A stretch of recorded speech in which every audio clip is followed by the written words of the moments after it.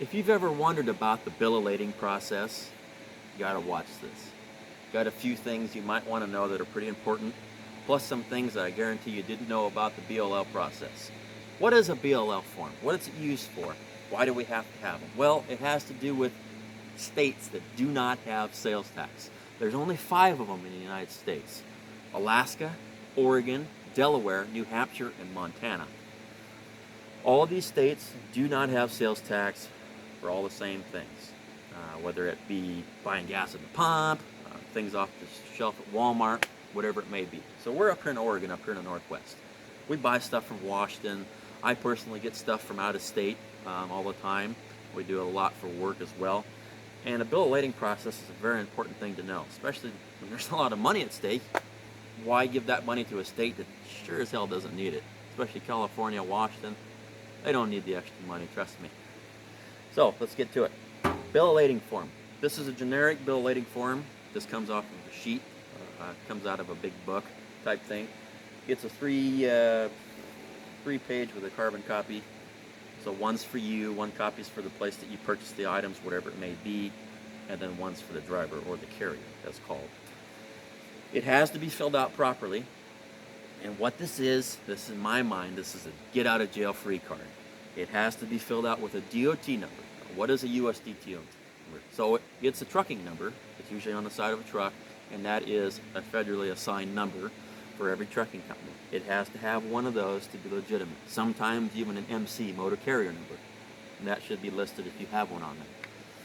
Okay, so how does this work? Well, let's say we buy something out of state. We're in Oregon. We do not have sales tax here. We want to buy something up in Washington. We're looking at a tractor up in Washington. $3,000. We buy the tractor. Maybe it's from an auction, maybe it's from a private company, or from somebody that's just selling a tractor on the internet. The allotted amount was $3,000. That was the hammer price, that was the advertised price, whatever it may be. Now, if you bought it on the internet, you might have an internet usage fee, you might have a buyer's fee, a seller's fee, whatever it may be. And then you'll have the state tax fee that's tacked onto it. That will be on the invoice as well, and that will be the grand total in the sum. So, what do? The best thing to do, guys, and this is what we do, practice all the time, and there's nothing wrong with it. Some companies, they might raise a stink about it, and a lot of them do, but a lot of the places that we deal with on a normal basis, it's just fine. A lot of people do it with them in the same state, whether it be Washington, California, Idaho. Do not pay the state tax. If it's allotted in the actual invoice itself, subtract that off of the invoice total and just pay the cost of the machine, like we're talking about the tractor that we talked about. Pay the invoice total with the buyer's fee, the internet usage fee, whatever it may be, but do not give them the sales tax. Now, this could be cash, this could be cashier's check, this could be wired funds, whatever it may be, debit card. Leave that part out of it. And let me tell you, it's the hardest thing from these folks, guys, to get the tax money back from them. It's not because they want to keep it, because they get it. Guys, these companies that you're buying stuff from, they don't even get to keep that tax. They don't get a cut of it or nothing. It doesn't even go to them. It doesn't even touch them. It goes directly to the tax. So there's no real reason for them to want to keep it. The real reason is why they don't want to give it back is because it's a process. They got to subtract this. They got to move it over to a check, have it printed out, cut it, and then send it back to you. And this doesn't happen overnight, guys. I went on with some of these companies up north for almost 6 months trying to get $400 or $500 back on a check that you're supposed to send back to you within that week. Or maybe it'll be put back into your debit card account. It's a pain in the butt. It's a pain in the butt for us. It's a pain in the butt for them too. So try not to pay the sales tax in the first place. If you know that you're either ag exempt or bill of lading exempt because you live in a state where there's no sales tax, don't give it to them, guys, because there's no guarantee that they will give it back to you anyway. So that's the first major thing. Something else that's very important to remember is when you have something transported from a state that has sales tax back to a state that does not have sales tax, keep in mind you can usually get that sales tax removed and have it hauled for cheaper than you can go up and get it. And you're thinking, well, why? That doesn't make any sense. Well, it does, because if you go up and get an item or whatever you've bought, whether it's pallets of this or it's ag equipment or whatever, you cannot get that tax money back because you do not have a bill of lading, because you're not a trucking company. So what I'm saying is, for the same amount of money or less, and even save your time physically going up there and retrieving your own stuff, send a trucking company up there for about the same cost as they're going to knock the tax off for. Have them do your dirty work and bring it back, and usually get money back in your pocket. Let's say it was a $600 state tax. We bought something up 400 miles north of here, right off of the freeway. A trucking company offers to bring it down for $400. They go up there, they bring it back for $400. That means you get $200 back in your pocket that you didn't have to spend. Now, if you would have went up there and made that 400-mile trip, of course, you've got your time, you've got your fuel, plus taking the whole day off to do it. And you don't get the tax money back. So you're coming out behind for more expensive than you can have a trucking company bring it back for you. You see where I'm getting at? It's very simple.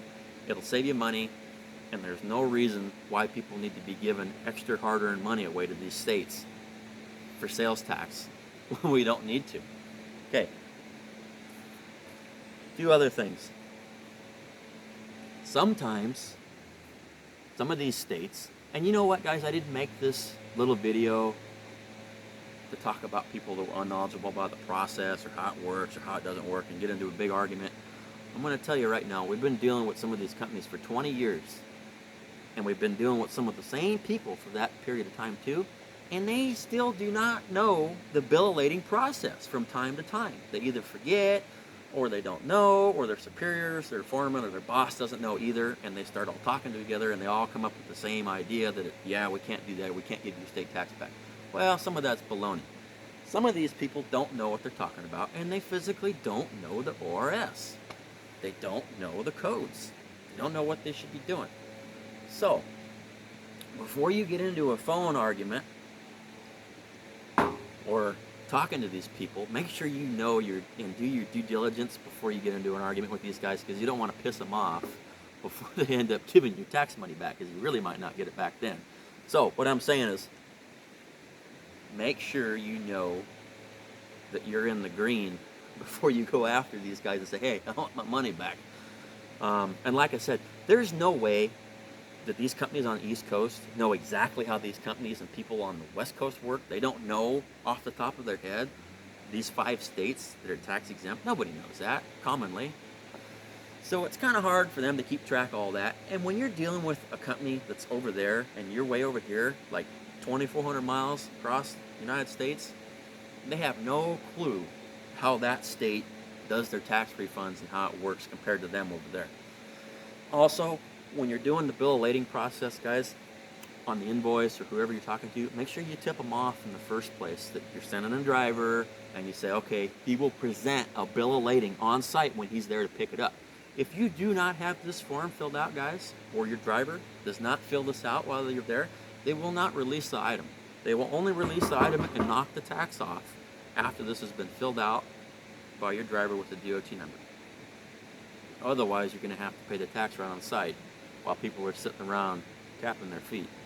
So, let's talk about this. Now, this is, sometimes there are states that do not accept bill of lading forms. One off the top of my head is Maryland. Maryland's a tricky one, let me tell you. Now, Maryland, they have to have a permit type process. And what this is, you have to have a permit if you're going to get tax-free. And what this permit is for residents inside of Maryland only. Now, in case you got to bring out the big guns, guys, this is a ag exemption, basically a farm exemption. Are you using this material or these, whatever it may be? Maybe it's a tractor, or maybe it's feed for animals, whatever it may be. This is an ag exemption. Now, the only reason that this will work is if you have basically a farm certification number and you're a farmer. You yield a crop, you've got cattle, whatever it may be. You need to have a farm certification. Now, here in Oregon, and other states many like it, we have what's called an agricultural or farm endorsement on our licenses. In order to get that, you've got to have a farm ID number or a certification. So it's basically like a passport here. Some companies will ask for this form, and you'll fill this out and go ahead and send them a picture of your driver's license, front and back, and shows that it has the actual farm endorsement. So I've got an X and a Y class endorsement beneath the CDL as well. So if you've got an ag endorsement license, you're already halfway ahead of the game, guys. And that is only if you have to pull the farm or ag exemption out on them.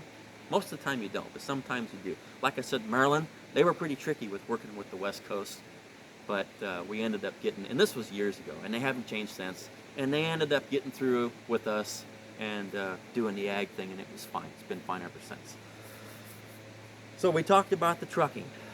It's got to be a third party, guys. Remember this. If you own a trucking, now people used to do this 20 years ago. This is quite funny. So people would buy stuff out of state. They would send one of their guys up there in a truck, and they would go pick up the goods. Like I said, ag stuff, non-ag stuff, whatever it may be. And they would say, oh, I'm sending a trucking company up there. Well, the guy on this invoice, or the guy that bought these goods, he didn't tell them that he owns that trucking company. You cannot own a trucking company and have stuff moved down from state to state and get the tax refund or get your tax brought back. It has to be a third party truck driver or carrier. It will not work. Yeah, people fool them into doing it all the time. I've seen it left and right. They're starting to crack down on that. Like I said, third party. It can't be the neighbor with his pickup and his trailer. Yeah, pick up in a trailer. If the neighbor's got a DOT number on it, it'll work. But it cannot be your own trucking company to go up and get your own goods. They really started putting their foot down on that a few years ago. So anyway, I think we covered about everything, guys. If you have any questions or comments of how this process works, go ahead and leave me something. I'm always glad to ask questions myself and answer. That basically concludes the bill of lading process for now until they change it again. Guys, I'm telling you, keep your money in your pocket. Don't give it to them in the first place, because Washington, California, they sure as hell don't need any more money. We'll talk to you later.